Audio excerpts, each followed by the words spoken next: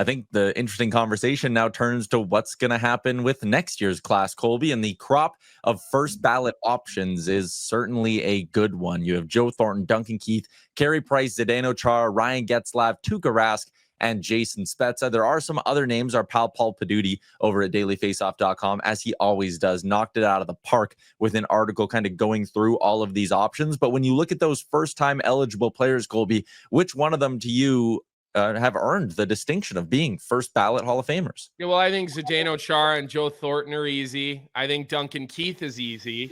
And then I think from there's debate. I think a lot of people would probably say Carey Price. You reminded me before the show that he won a Hart Trophy. Obviously never won a Stanley Cup. I think Duncan Keith, again, I think I already said this, but to me, he's a slam dunk first ballot type of guy. And the most interesting name on there that I think sparks the most debate is Ryan Getzlaf. Because at first thought, it's yes. How could he not be? But then you started digging into his numbers a little bit and reading some things off to me about his best seasons. And look, yeah, he had over 1,000 points in about 1,150 so NHL games. I think he had 1,020 points or something like that. But his playoff numbers for me, Tyler, he's a point-a-game player in the National Hockey League playoffs over 125 games, and he won a Stanley Cup as a captain, as a leader.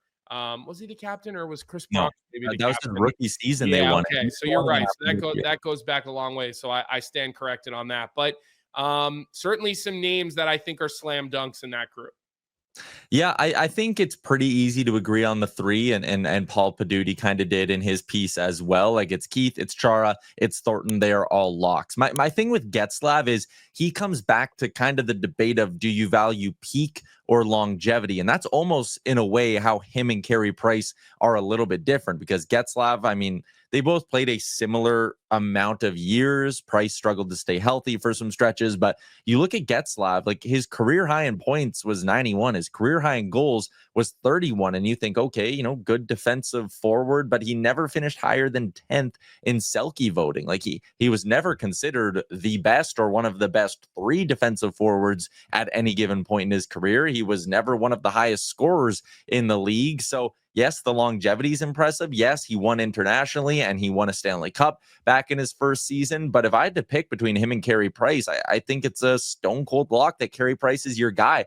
For a goalie to win a Hart Trophy is insane. Like, that kind of stuff happens once in a generation.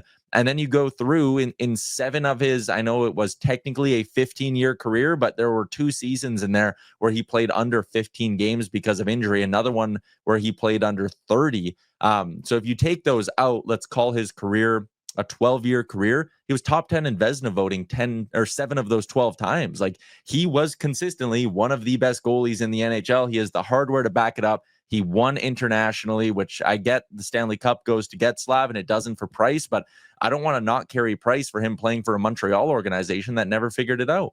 Yeah, and let me just ask you this, though, because we said with Getzlaf, 91 points. I'd be interested to see what the points leaders were. You think about some of the years that Ryan Getzlaf was an impact player in the National Hockey League, and scoring was down a little bit, I think, during those times, right? Like, he was on the back 9 of his career when things started to really pick up again with scoring, and we started seeing 5-6 goal games, and we started seeing those goals per game averages shoot up. Obviously, he was around during the lockout when they changed the rules. He was just kind of entering the league where it became not as much of a quote unquote clutch and grab type of situation. So I bet you if you took his numbers and you took that 91 point year and you put him in today's NHL, he's probably does be a 110 point guy in that type of situation. Yeah, and you know what? I just went quickly, and in fairness to Getzlaf, the year he had 91 points, that was 7th in the league. The year he had 87, that was actually 2nd in the NHL. Oh, so there you go. Ding, 1 point for Colby in the argument, but I still think I would roll with Carey Price. Maybe a Pat, if you want to put in the YouTube and we'll talk about it and ask DFO, let the chat decide. If they had to pick Getzlaf and Price, which one would they put in the Hall if you could only choose one to go with next year? Colby, the people are with me. 69% saying Carey Price gets in over Ryan Getzlaf. So score 1 for your Remchuk. Hey, look, I also got a text message from one of my Flyers Warriors players who said Getzlaf over Price. So I only have what I have here in my cell phone, and that's score one for me. So look, I'm not sitting here saying Carey Price shouldn't or won't get in. I just think it's a conversation to have. I think Carey Price is well deserved. We'll see what happens. I think the other three are like no brainers, right? He's whatever's right under a no brainer.